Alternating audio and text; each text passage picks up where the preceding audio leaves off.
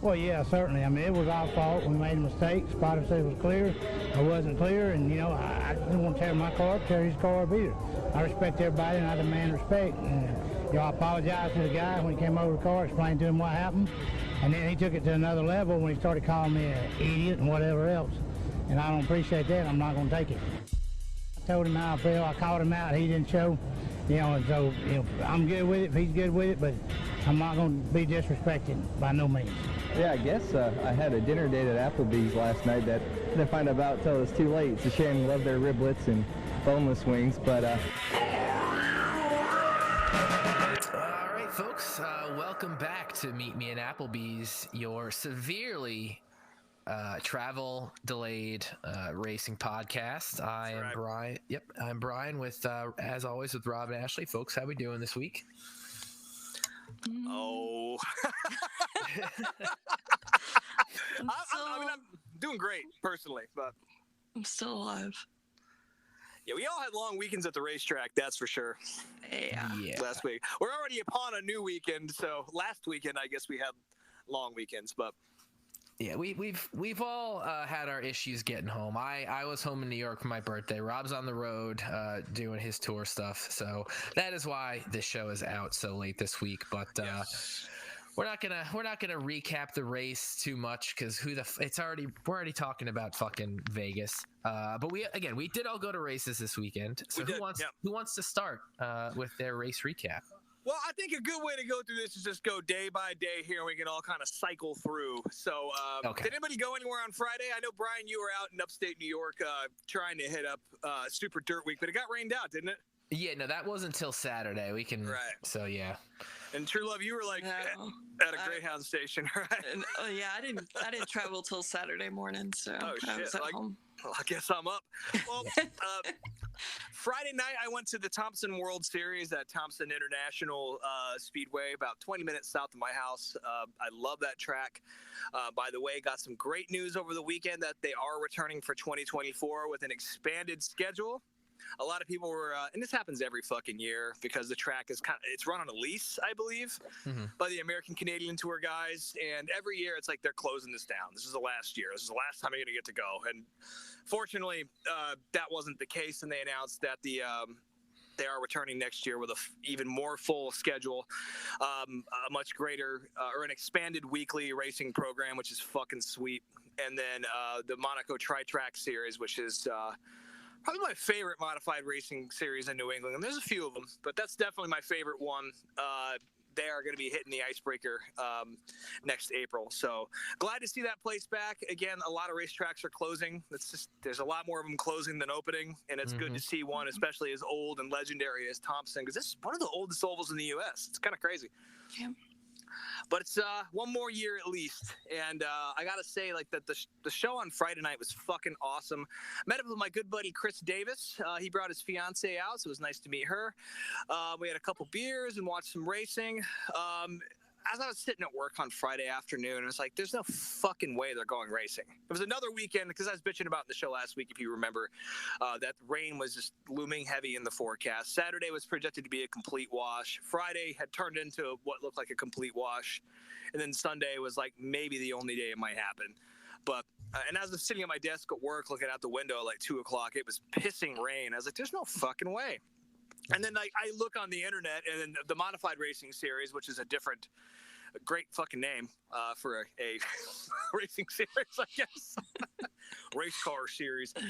They posted a photo of them drying the track, and it was just like a guy in a fucking lawnmower out there, pretty much. And I was like, there's no way. There's no fucking way. But sure enough, come 4 o'clock, the skies opened, or they cleared, rather. The rain moved out. I drove down to Thompson, and they were a couple hours behind schedule, but they got the entire show in, and it was a beautiful night of just sitting outside. Perfect temperatures. It was like 65, something like that. Wasn't too cold, wasn't too hot, and some really great racing headlined by the Milton Cat Modified Racing Series, formerly known as the Valenti Series, and just a hell of a race that Jake the Jet won. Old Jake Johnson in Old Blue. Definitely. Actually, no, that's not true at all. I'm sorry. Hold on. Just making up names. Well, I think he got wrecked is what it was. Let me pull this up here. Again, it was a long night of racing and it got delayed pretty severely. But again, they did get the entire program in. I did get a pit pass this time. I've never wandered around the pits at Thompson, but it is kind of a cool facility, tucked out in the woods in Connecticut. And yeah, just a really nice night. And there was there's a guy who sells we live in the fucking future. And the reason I say this is because they sell fucking THC cocktails at Thompson now. Oh, wow. Yeah, and they're cheap. They're like $5. Huh. So I got sufficiently, I don't know if high is the right word, but I definitely had a few of them. Did it have like a fun name? No. But it was this guy, and I talked to him for like 15 minutes because he was cool as shit. But because you were both stoned. Exactly, yeah. And I smoked before I went in too, so great headspace. But what was the THC level on those things? Did they even know? I couldn't tell you. He's like, I'll give you a little THC since you seem cool, and I was like, that's not a great idea, but I'm sure. Yeah, let's go. I see. I haven't really messed with those too much, to be honest. As much as I love weed, it's not really my thing. I don't know why. I'll be honest, it just made me really sleepy. But it was, of course, cool. Yeah. But it was definitely very cool to be at a facility like that, an old racetrack, not a place where you would expect to see anything weed related for sale. That's for damn sure. And yeah, that was cool. I'm going to go ahead and say it was Jake. Jake won that race. I forget who got moved by somebody. I don't know. I'm completely fucking this up. We're going to have to go back in. Let's give it to Jake. Full disclosure, I have been drinking for 2 days here. I'm down in Richmond, Virginia, about to kick off this tour with my band, These Wild Plains. By the way, if you're listening to this, tonight, Thirsty Beaver in Charlotte. Saturday, I'm going to be back here in Richmond at the Camel. But we don't see each other very often, and we've been going very hard. So I have video evidence that I woke up to this morning of him and Brady going hard. Yeah, 3 a.m. talking about aliens and a second planet between here and the moon and shit. Yeah, it's good. But yeah, a nice night at the racetrack. The Modified Racing Series race was awesome. There's about 30 cars, which the Friday night show usually doesn't draw that many.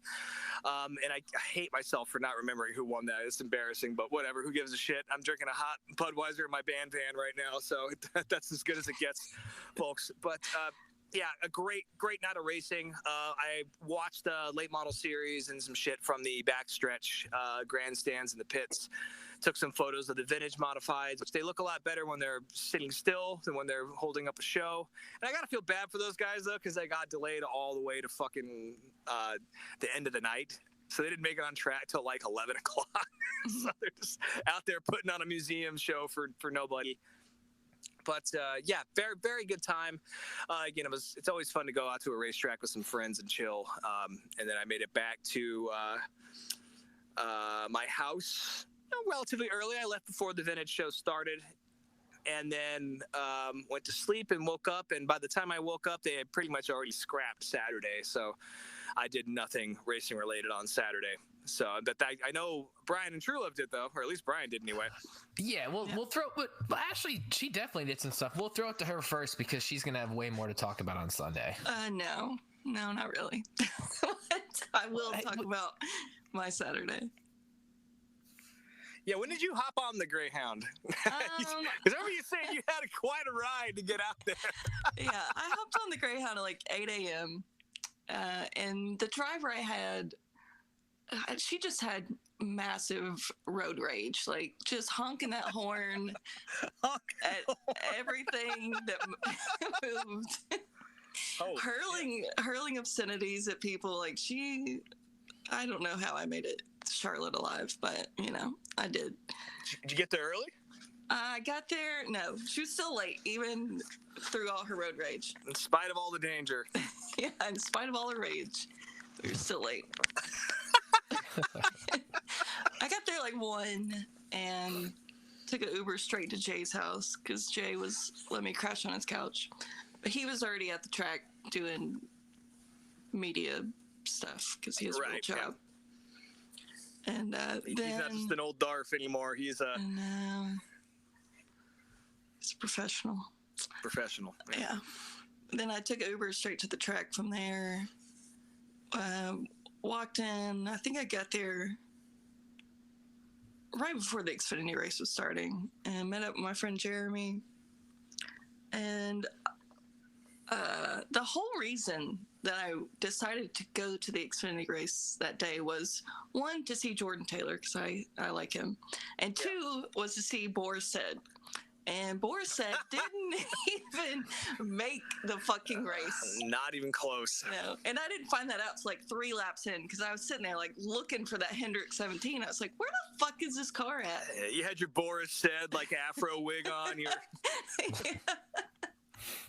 Yeah, so he was not there. I guess he was, I don't know, was leaking some oil and qualifying or something. I don't know. So. I missed that part, but. Oh, hold on. Sorry to interrupt. Here's where I got confused. Jake Johnson won the late model feature. He dick stomped the field. That's what it was. And then Ronnie Williams, little prick, moved Jake Johnson out of the way very egregiously and ended up taking the win. Teddy Hodgen put on a hell of a show trying to track him down, though, with some very crazy dive bombs that you don't usually see in a modified desperation shit, but it was fucking hilarious, and I love to see it. And fuck Ronnie Williams. I'm not a fan of that kid, but that's who it was. Ronnie Williams, always fast, though. Definitely talented, just needs to stop fucking wrecking people. And then, yeah, Jake the Jet won the late model feature. That's where my Stone's little brain got confused. Anyway, back to you, Truelove, on Saturday.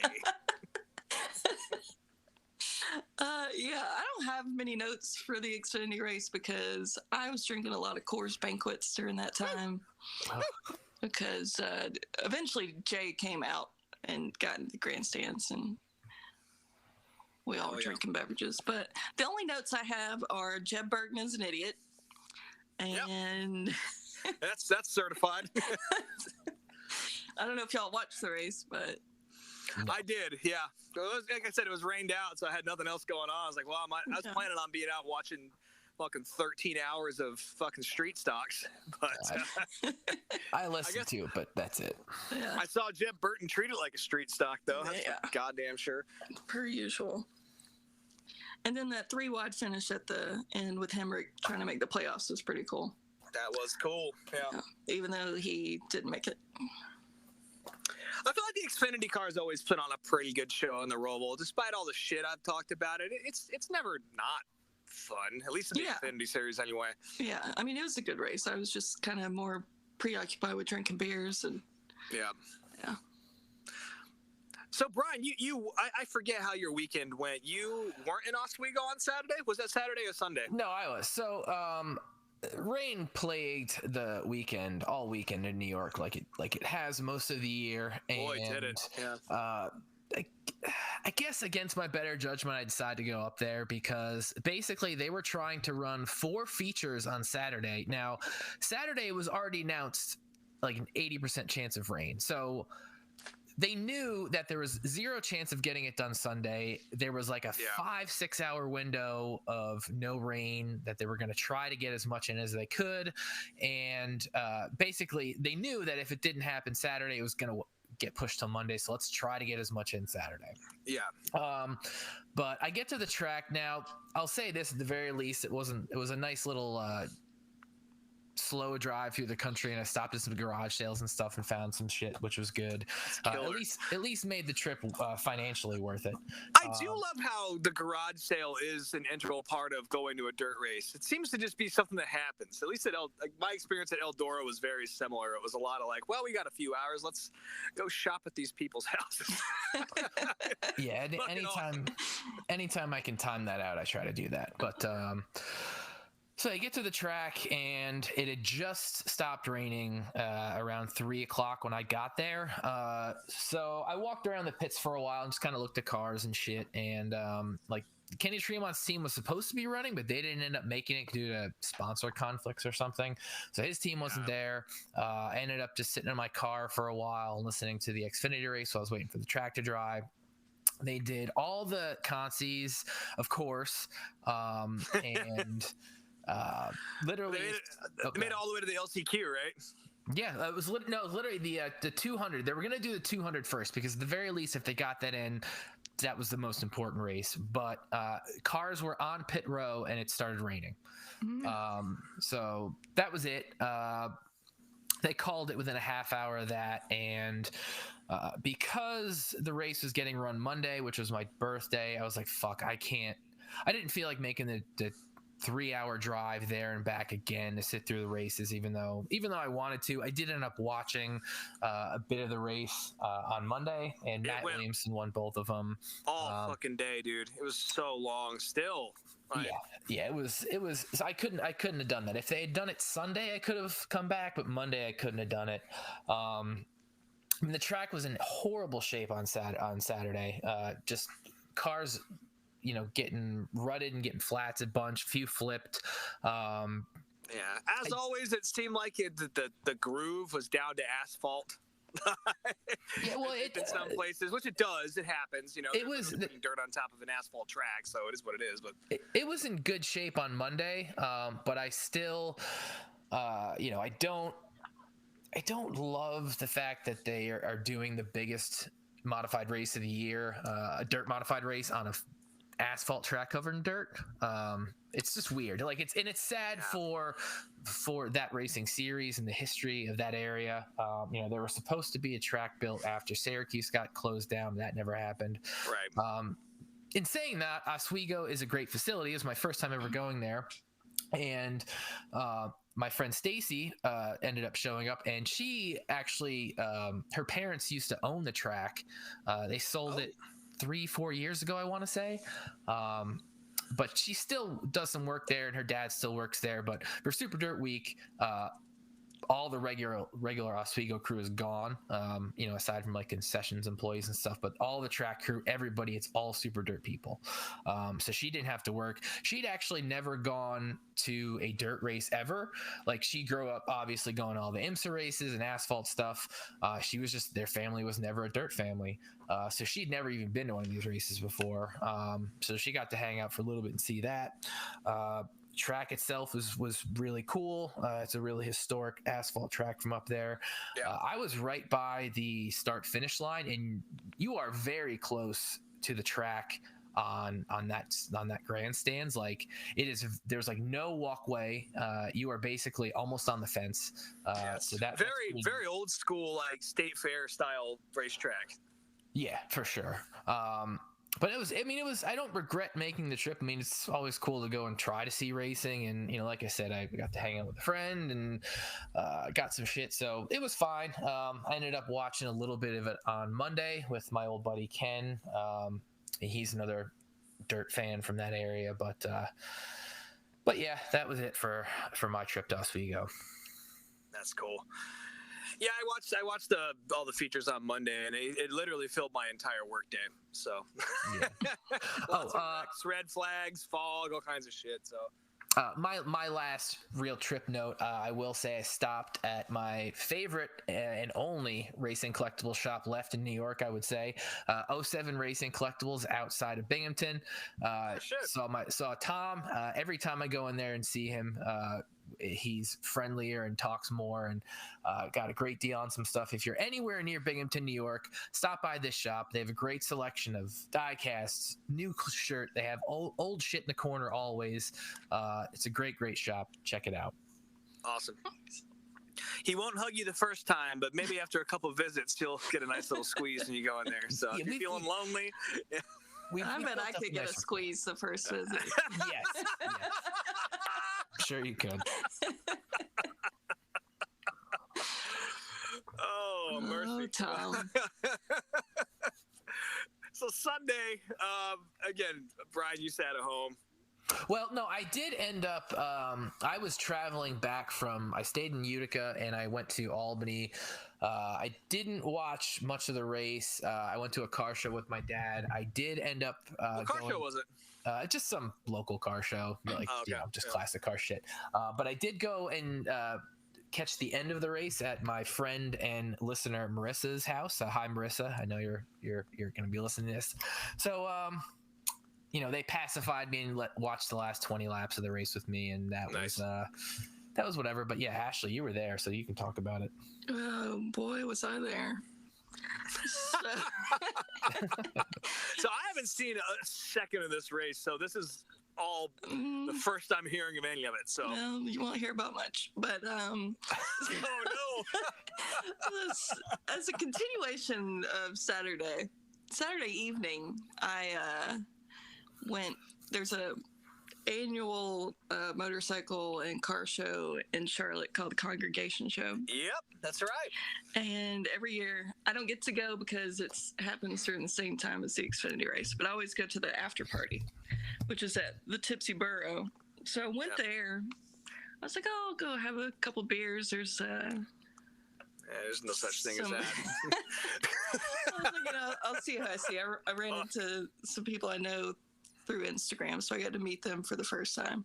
But while I was there, I ran into some of my good friends from Atlanta, from the motorcycle scene that I haven't seen in years. So that was the catalyst for Did you go to the Beaver? Night of heavy drinking that definitely ended up at the Thirsty Beaver till like 2:30 in the morning. Hell yeah. I woke up with like strange bruises. I don't know. But I woke up at like, it was like 6 something in the morning on Jay's couch in pitch black, like total panic, like checking to make sure I had my wallet, my cell phone, like all the essentials. Oh, yeah. Still very drunk. I think I might have dozed back off, and when I woke back up, I definitely threw up a couple times. Hell yeah. Get it out of your system. Yeah. And I was going to ride with Jay because it's, cheaper than Uber. But he had to get there early to do, his real job. So, man, got to the track at like 11 a.m. just... Fuck yeah, dude. On my fucking deathbed. Everyone that I walked up to was like, good God, girl, what did you do? Yeah. That's what the Beaver will do to you. It was just written all over me. So I like sat on a curb and just like head between my knees, just regretting everything for a while until I had to go inside. Went inside. That sounds like me at Loudon this year. Yeah, it was bad, and I was like so mad at myself for doing that and knowing how miserable I was about to be for the entire race. Was it hot? It was cool. It was a cool day though, right? Well, it was out front in the fan zone. It was very windy and cold, but when you went into the track and sat in the sun, then it wasn't hot, but it was like, take your jacket off. Yeah. Yeah. So I'll take that over, 90-degree. Yeah. Sweating. Yeah, any day of the week. Yeah. So I was like, all right, I'll just sit here. I don't have anything else to do for hours until the race starts. There's a pre-race concert. Some fucking chode Riley Green. Somebody get that man a beer. So I sat there for a couple songs. I was like, God, He's got a couple okay ones for a pop country dude. Have you seen him live though? No good. Not good. He lets his backwards baseball cap do the singing. Yeah. I sound like a fucking 50-year-old man. He had his hat backwards. Asshole. I sat through about 2 songs, and then I went back into the concourse and just sat on the cold concrete floor in the shade until driver intros. Yeah. Nice. Yeah. Went back out into the sun for driver intros. Found a nice little seat near. I don't know what it's called now. I still call it Heartburn Turn. Right. Yeah. Yeah. Is that turn 1, right? Is what it is, technically? Yeah. Sort of. That sounds right. So my favorite part of the whole weekend, though, was before the race. I had met up with Jeremy at this point. So me and Jeremy were sitting there, and we look up, and the fucking Garage 56 car is sitting. Oh, that's right. On the end of pit road, laps, right? Yeah. And like, Jeremy works at Colleague, so Jordan had raced Colleague's car the day before, and I guess they're kind of buddy because Jeremy spotted for him before. Oh, nice. But we found out that Jordan was going to drive it, and Jordan was trying to get permission to do a burnout when he did laps, but he was going to have to get the okay from Rick Hendrick. From Europe. Hendrick Cars UK division. Yeah. Before the race, he did 2 laps. Man, the sound of that thing in person is unreal. It's louder than the Cup car, right? It is. That was so cool to see. That's but awesome. He asked for permission to do a burnout. They told him no, but he still did one anyway. Fuck yeah. Yeah. So that was there a big USA chant, as there should have been? No. Not in your section? Damn. No, my brother-in-law was there as well. He sent me a video of that. There was a noticeable difference in the sound of the car. Yeah. It's still throaty and all that, but like, good Lord, that thing sounds ridiculous. Like, yeah. Awesome. Yeah, that was so cool to see. There's also like fireworks misstage right after Anthem 2. Started like shooting down to the ground and almost hit some of the color guard. I mean, the race was whatever. I love going to the Roval every year. I mean, but there's definitely like parts where there's kind of a long lull and you're just kind of watching them log laps. And plus with my hangover on top of that. Whew. Yeah, that's difficult. Yeah, I can imagine. Yeah. I nursed one room temp Coors Banquet for the entire race. Well, see, there's your problem. My body was like physically trying to reject it every time I put it to my lips. Probably because it was warm. I'll tell you, I'm drinking a warm Budweiser right now, and it's like an egg that a goose has been sitting on all day. And I can tell you that I wish this thing was cold because my body would be accepting it a lot more. So, The only real note I have is fuck Corey LaJoy. Jesus fucking Christ! What'd he do this week? He fucking, while Chase Elliott was leading and dominating the race, Chase was about to come in for his pit stop, and Corey spun out Josh Bilicki for no goddamn reason. Fuck yeah, dude. That's awesome. Brought out the caution and screwed Chase's pit strategy and just ruined his whole fucking day. So, Corey LaJoy, fuck you. Every week I have a different reason to hate this man. Also, Suarez was driving like a fucking goober, too. Yeah, I saw a couple of highlights, actually, and yeah, he was really a weapon, if there ever was one. Also, how was the battle at the end of the race between William Byron and Allmendinger? Because I snuck out for a second after the NASCAR mod race, which I guess I'll talk about in a second, and MRN made it sound like it was the most epic shit that has ever happened. I mean, it was pretty exciting. Like, personally, I was there with my friend Jeremy, who works at Colic, so he was all in on seeing AJ win. That's he was awesome. Very amped up. Yeah. And it was just at the end of the race, it was restart after restart after restart. So it's like, Kyle Busch at one point was trying to go for the win to make the next round. And then you had Ty Gibbs kind of up there too at one point. And then fucking William Byron, who I thought was going to get AJ there at the end. He was really fucking gaining on him. And that's the last thing I wanted to sit through was a William Byron win. And yet. But AJ is so good at that track. Like, yeah, he's a monster. That's why I ask, is because sometimes MRN will make a second gap sound like the world is crashing down. No, and they really sold the shit out of that. And I was like, fuck, I wish I was watching this. But Byron definitely caught him there for a minute, and it looked like impending doom for my day, but AJ pulled away eventually. So That's cool. Yeah, glad to see Colleague get a win and an AJ get a win because it sounds like he might be on his way out of the Cup Series. So Yeah, from what I'm hearing, he's probably going to go to Xfinity, and that'll be that. Yeah, that'll be that. Leaves he'll probably get a few open. more trophies, at least. Yeah, I mean, he got them a shit ton of trophies in Xfinity.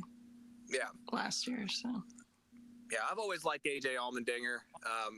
I always thought he got a little bit of a raw deal over the whole Adderall thing, but you know, he who has no sin cast the first stone. But maybe if Jeremy Mayfield would have dropped a few Bible verses, he wouldn't have gotten into the shit he was into. But I don't know. Didn't work for AJ either, I guess. Wow. That's cool. I'm glad you got to see that. That was good, Jeremy. If anyone watches the TV replay or like social media replays, you'll see Jeremy had ran down to the fence, and he's the one that gives AJ a huge bear hug the second AJ climbs through the fence. Oh, that's awesome. That was cool. That's fucking awesome. I was stoked for him. Yeah, Colleague is really good at the road courses. Justin Haley, too. He almost won Chicago if it wasn't for a guy who's an expert at street racing being in front of him. So they always put themselves in those positions. And, yeah, usually it's AJ. And I hate to say I was surprised to see he won, because he shouldn't be, because he's a fucking monster. But that's I'm glad you got to see that. That's really cool. Yeah, he hasn't really performed as well as he would hoped the last couple years. So yeah, it was really good to see him win. Yeah, I really thought that after last year that Colleague was going to have a very big year, and I thought AJ would be no question like a playoff contender, not necessarily a champion per se, but you know, round of 12 sort of, you know, car, because he was putting up top 10s and everything last year and like being in the mix, and it was like it looked like they were on the up and up, and unfortunately it just hasn't panned out this year, and you hate to see that. So, especially with a guy like him who's definitely coming probably to the twilight of his career. Yeah. Yeah. But yeah, that's awesome. So you had half a beer, hot beer.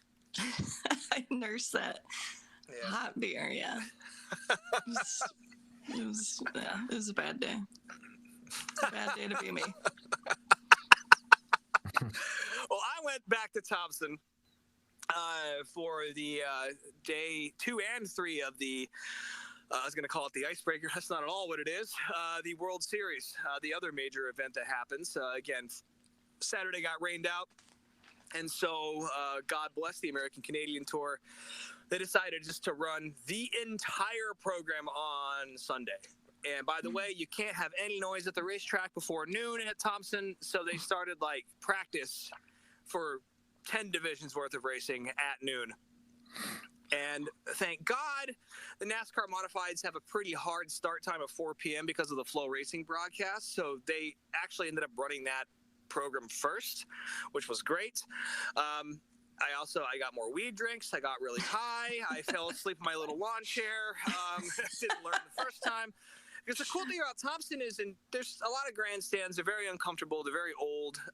It's a cool old school facility. But like the pro tip is, and I'm only saying this because I don't think anyone from the Northeast listens, is to bring a lawn chair to turn 4, get there early enough, park it up against the fence, and you have an incredible view of the banking, all the cars ripping into 3 and around onto the front stretch. And you really get a sense of just how fast everybody's going. And that's the best fucking seat in the house. You can prop your little feet up in your little lawn chair. You know, you can smoke cigarettes if that's your thing. It's very old school. And we did a video of Thompson when the dirt modifieds, the big blocks ran at Thompson on the asphalt. And one of the cameras was right in that section of the racetrack. And I'm pretty sure they still have like a broadcast camera up there for the NASCAR races, but it's at that exact same view if you watch that video just in person. It's fucking awesome. But again, I got really high and I actually dozed off during some of the fucking hours of practice. But I got myself a big pizza and was ready to go just in time to realize I had sunburned myself to where I looked like a raccoon because I left my sunglasses on. But it was time for the modified race, which again, it was a great show.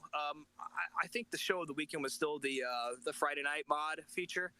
But the NASCAR race was fucking great. Of course, this championship battle between Ron Silk and Justin Bonsignor is really, really tight right now. They came in, I think, separated by 2 or 3 points, something like that.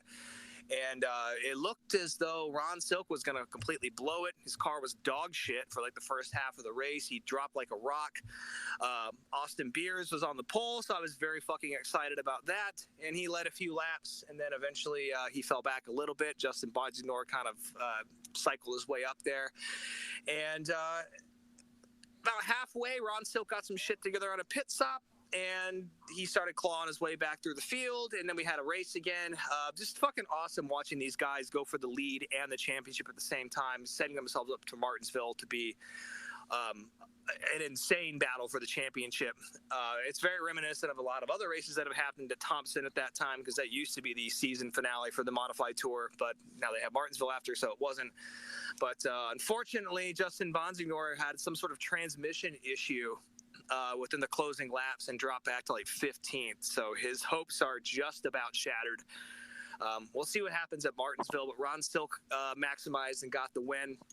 Hell of a race. Again. Jake Johnson again in old blue, the 3 car. 3's up for that one. 3's up means something different up here in New England. That car has been running up here. That team's been running for like 3,000 years. Like, if you look back on the Richie Evans days and the old school days, that blue 3 has been around since then. So it's awesome to see them run up front here. I was still a little bit mad at Jake Johnson for some other shit he had pulled, being a little aggressive. But whatever, it is what it is. He wrecked Austin Beers is what it was. And that made me very angry. Because I like Austin Beers. So that broke my little weed coma I was in, because I was filled with rage. And the rage from when I was flipping off Ronnie Williams for the other night returned. But I digress. Great modified show. I went back to the car and listened to the last, I think the last 20 laps of the Cup race, with the exception of like the last 5. So that's why I don't know who really won or what happened, other than just AJ Allmendinger. But I was kind of waiting to see if I really wanted to hang around, because again, I was high, I was exhausted. And they only had gotten 1 feature in, and there was 9 more. It's like, am I really going to fucking hang out here on a Sunday night? And the answer is, yeah, a little bit. So I went back into the racetrack, watched a really great fucking pro truck race. Really aggressive racing, another wreck, some aggressive booing from the section I was in. It was awesome. I watched some street stocks, and then I decided, fuck this. And what sucked was the big 10,000 to win open modified show wasn't going to happen until much, much later in the night. And so I was like, you know what? Fuck it. I've seen 2 wonderful races already. Like, I'm just going to take off, and hopefully it's boring. And I guess it probably was the lesser of the 3 races of the weekend as far as the tour mods go. But I did miss the biggest fight we've seen in a long time. I don't know if you guys have seen this on the internet. It's kind of blown up. No. Fucking Sam Ramo, who won our smart race last week, and who's notoriously an asshole, and his dad is even more of a notorious asshole and a hothead, actually got banned from a Valenti Mod series season from a few years back. Got thrown out for being angry, which was on full display here again. There's a restart, and kind of a racing deal. I don't know. George Bissett, the Mad Pup, is his nickname, which is fucking great. He dove it in 3, and then Ramu didn't really see him, kind of wheel hopped, and he went up in the fence, completely destroyed his car. And then George's car, I don't know if it was damaged or what, but they both ended up in the pits down in the infield next to each other. And Sam Ramu's team just goes over to his car and like pulls him out of the car and starts beating the shit out of him. It was a huge fucking deal. His dad like whipped somebody with a helmet. It was a big fucking to-do, to the point where I don't even know who. Oh yeah, that's right. Keith Rocco lucked his way into $10,000. Apparently he wasn't even planning on showing up, but because of all the rain pushing the Stafford schedule back, he's like, fuck it, we'll show up on Sunday since we can race now, see how it goes. Late entry, comes away at $10,000. Kid Rock with the big win. But yeah, so Sam Ramo is now banned from pretty much every modified racing series in New England. The NASCAR has not responded yet, but of course, the American Canadian Tour is like, fuck you, you're not coming back to any of the tracks we work with. Tri-Track chimed in. They also said, go fuck yourself. The Modified Racing Series banned them again, which is pretty funny. And then I am certain that NASCAR at some point will step up, because George got taken away to the hospital. I guess he's fine, but it was ugly. It was very ugly. And, I love fighting. I really do. I love to see it at the racetrack. I think it's warranted sometimes, but that's driver on driver. Yeah. Let these guys handle it. When the fucking, everyone's uncle and then a bunch of morons who roll tires over the wall or whatever the fuck it is at these stops. When weapons get involved, that's no good. Swinging helmets and shit. It's just there's no real place for that. Settle it like men. Let the drivers handle it. It was an on-track altercation that started the whole thing. So let these guys sort it. And I'll be honest, George drives like an asshole. He does. And I even texted you guys the Twitter video showed up whenever I was like, I bet you it's George's fault if anything. I bet he fucking deserved it. And I don't know if he did or not, but yeah, fuck. No place for that. And then I'm glad to see the Rainbow team get told to pound sand, because they always do shit like that. So we'll see. But that was my weekend at Thompson. I don't know what the fuck else happened after that. Again, they got all of the divisions in. God bless them.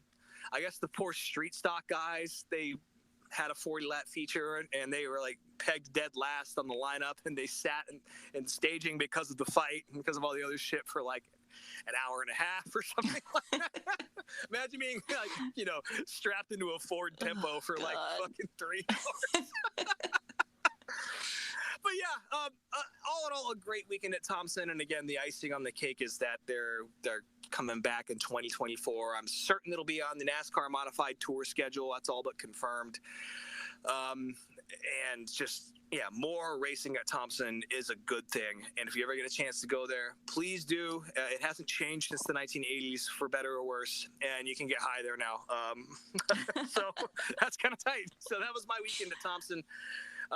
And that's my last asphalt race for the year, I think, unless I can make it down to Waterford next weekend, which I don't think I will. So, damn.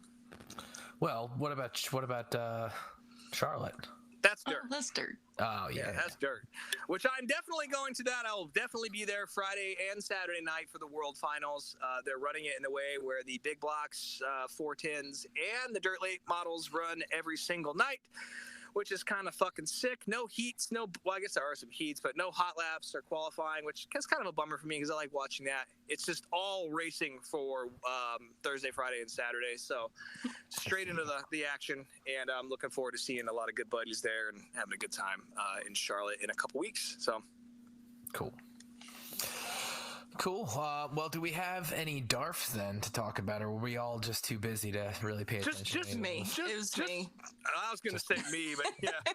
You can I think you already laid your reasons out, but you can go ahead. Just for giving myself the biggest fucking hangover for Cup race day. DARFism. Yeah, mine's for falling asleep stoned and getting sunburned. So that's what I did wrong. I didn't do anything dumb this weekend, other than I guess trying to go to Oswego. But I mean, I don't totally regret it. We egged you on, and I'll be honest, and maybe this is just me, but anytime you can go see this shit in person, even if it's a short program or it gets rained out or whatever, it's always good to go support. So good on you for making the drive and trying to make it, because you never fucking know. They could have gotten that whole thing in. Yeah, they weren't gonna, but I was like, and they didn't. But they could have, so it's always worth a shot. Yeah, whatever, it's fine. But I will say fuck you to Fox News for tweeting out some bullshit about Bubba Wallace like they seem to do every so often. I don't know if you guys saw that tweet, but it was basically there was a quote that Bubba said where after the race he was being interviewed, and he's disappointed for not making the playoffs, but he actually took it very graciously, for as rarity. Yeah, well, he's been getting better with it, but for as emotional as he gets, he was very gracious after the race, and what he said was, me 10 years ago, I'd be beating myself up, but I think, or I'd be punching a wall. No, if 10 years ago, I'd be punching a wall. Fox News took that quote and just made a headline of, Bubba Wallace wants to punch wall after missing the playoffs, and it's just like, you got to be fucking kidding me. So fuck Fox News, fuck Fox. Sorry to the one dude. No, he works for NBC, right? I can't remember, but if you work for Fox, I'm sorry, fuck you. Damn. Anyways, I second that. Anyways, so that brings us to the video of the week, and we don't have to. This one's not one we're gonna have to talk for 2 hours about, but it's a very fun watch. It was a 2006 episode of Wind Tunnel with Dave Despain, featuring Chris Economaki, who once again was more or less the star of the '87 Talladega race we watched a few weeks back. But this is a pretty standard, hour-long. Bio / interview with Chris, and it does a really good job of quickly telling his story of his origin in motorsports. Chris, again, for those who only watched the Talladega race, you only knew him as this kind of crotchety announcer, but Chris literally witnessed and documented and participated in the birth of motorsports in the U.S., more or less, or at least the popularization of it, because he grew up in New Jersey, pretty much in the neighborhood of New Jersey's Gasoline Alley, which was kind of a racing hub for the racing scene of the Northeast of the 30s. He also grew up in the same neighborhood as National Speed Sport News. He started selling that as he sold the first paper ever as a newsboy. He later became a columnist, and he and his family ended up owning the paper towards the end of his life.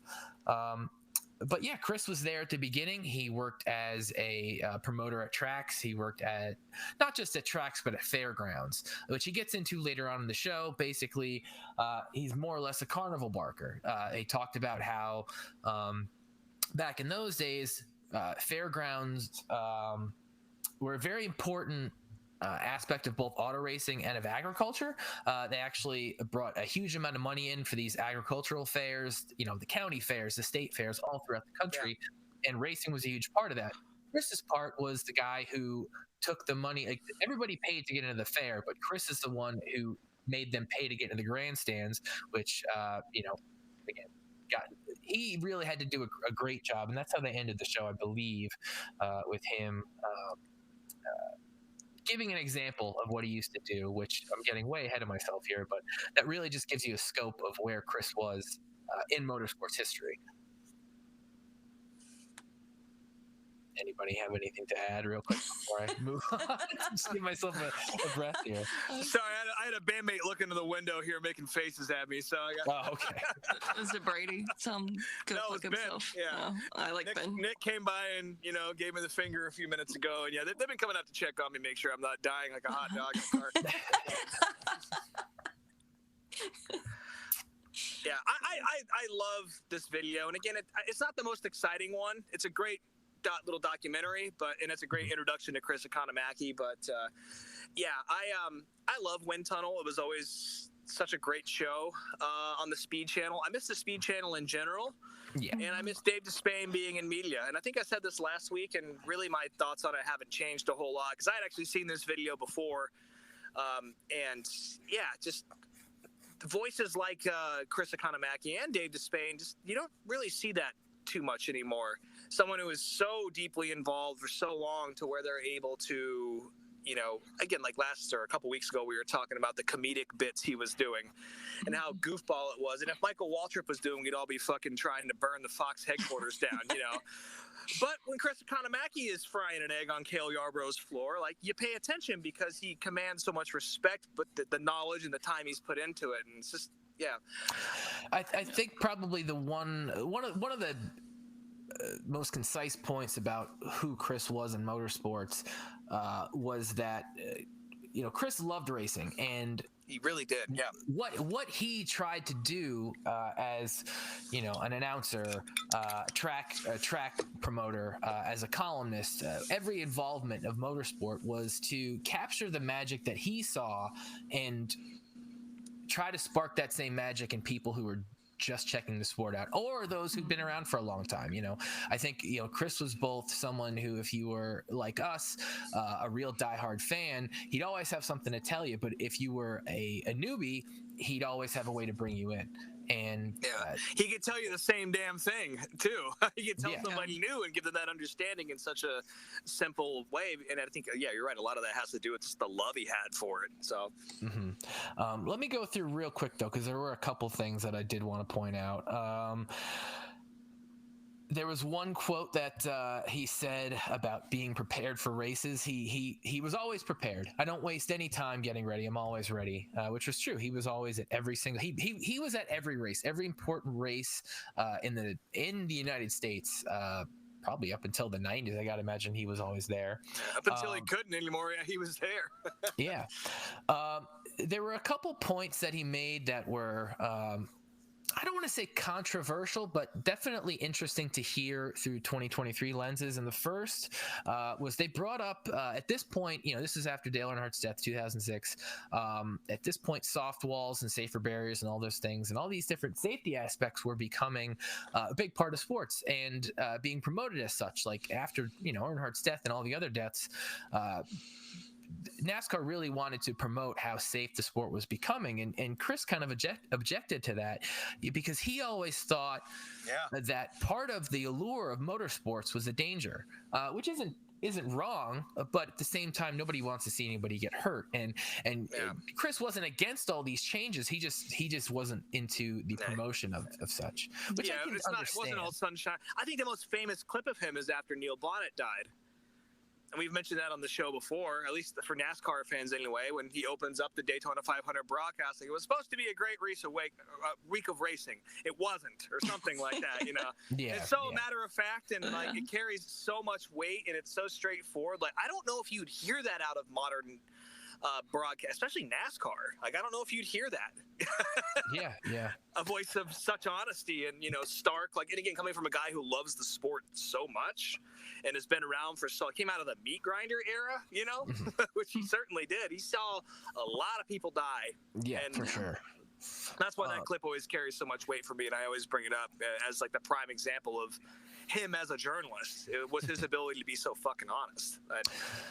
Another point, which I would say most people would agree with, was he said the worst thing that happened to auto racing was technology. And he means that not so much when it comes down to the actual cars themselves, but in the cost that was associated with getting these cars so fast and having so much technology ingrained in them.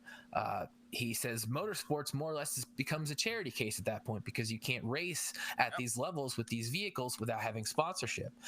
So instead of bringing your own vehicle to the track and earning sponsorship because you're fast and you have a well-built car, you have to get that funding.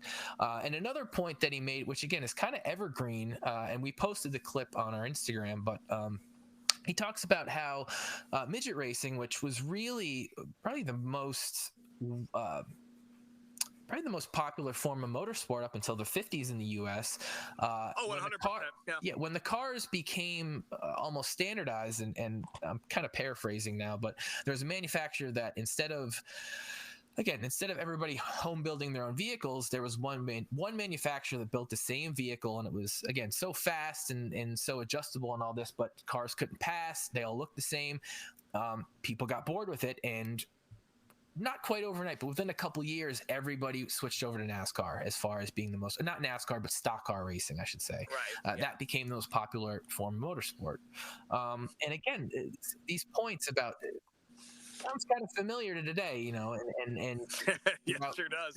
Throughout many different forms of motorsports over the years. So a lot of these points, this comes from someone who saw it all. And even though he didn't make it to 2023, not even 20 years ago, all this stuff still holds true to today. Yeah. There's a great Tony Stewart impression of Chris. That was my favorite part. That was really good. So good. There's another great story of Chris having to get an interview with AJ Foyt at the track. Chris Chris watched him take a walk around this dirt track, and his first question was, did you learn anything walking around the track? And AJ answered with, well, Chris, I got to take a walk in the morning so I can take a shit. So, just I'm sure he had millions and millions of stories like that throughout the years. So I gotta do some more digging on Chris. There's got to be books and stuff about him, I'm sure. I think he has written a couple of books, and I've never read any of them, and I probably should. So. They go to Hinchcliffe Speedway, which I believe that was the first track, not the first track I ever went to, but the first track he ever promoted at. This is the same track that Lost Speedways went to a few years ago in New Jersey. It was also a Negro Leagues ball field, and they actually just this year started playing minor league baseball in the field again. Chris, the real point about this, they saw that Matthew Dillon was hanging out there and getting video. I would say the real point about this, though, is Chris is just taken aback by how much graffiti is all over this place. And multiple times he's just like, this is the graffiti capital of the U.S. Like, this is insane. He just can't believe what he's looking at. He wasn't even paying attention to Dave Despain anymore. He was just so preoccupied with it. Graffiti. Well, the guys are coming back from the bar. Are you guys done in there? You had enough? For well, they're cutting themselves off. Oh, we're going to the locker. You guys ever been to the locker room in Richmond? No. That's a place to go. I guess I'm about to go there. Well, love that fucking room. We got like 5 minutes left here. No, it's fine. We can keep going here. I just get my plans sorted out. I just wanted to put that out there to the listeners that the locker room of Richmond, Virginia, you will smell like a cigarette when you're done, but you will get fucked up in there for not a whole lot of money. And I guess they have wings for some reason. I don't know. Anyway, continue. Chris Economaki. We'll finish it up here real quick. He also makes this interesting point about at this point IRL is still around, but he thought one of the more important things that Indy had to do was hire more. Or he made the joke they should start a diversity program to hire more American drivers, because that was one of the things that was hurting the popularity of the IRL in the U.S. And that made me think of Joseph Newgarden, who, just by looking at that name, you would never imagine he's an American. It's very, very weird. Joseph spelled with a fucking F. Never in my life. No. But really, that'll kind of wrap it up with this, because again, you should really watch it. It's just very, it's funny, it's entertaining, it's poignant, it's you can learn some things. Very informative. It's for 45 minutes. It's well worth your time, and I would say definitely one of the most must-watch videos on our playlist. I would say 100%. I'm sure it's not the last time we'll talk about Chris Economaki on here too. No. Not a chance. But for next week's video, so NASCAR is in Vegas this week, right? Yeah. Yes. Okay. But next week they're in Homestead. So I had to think about that for a second. Next week they're in Homestead, and Homestead announced this week that they were the race was going to go at the Forever 400. Busch is going to be sponsoring in honor of Kevin Harvick. That's cool. Which is a lovely tribute. But for this video of the week, we're going to be watching a different Kevin Harvick tribute. That's right. We're going to be watching the 2000. Oh no. We finally get to the big reveal of the video. I guess you'll have to fucking wait till next week, huh? I was on the edge of my seat waiting to hear the big reveal. Has there been another Kevin Harvick tribute? Do we give a shit? No. Maybe we don't care. I don't know. What other Kevin Harvick is there? Well, shit. Damn it, Brien. No. Well, just in case, we'll definitely post that on the podcast information page, whatever. You'll know what it is. It involves Kevin Harvick. We don't even know what it Apparently, is. I don't know. It might not. Maybe it doesn't. Who knows?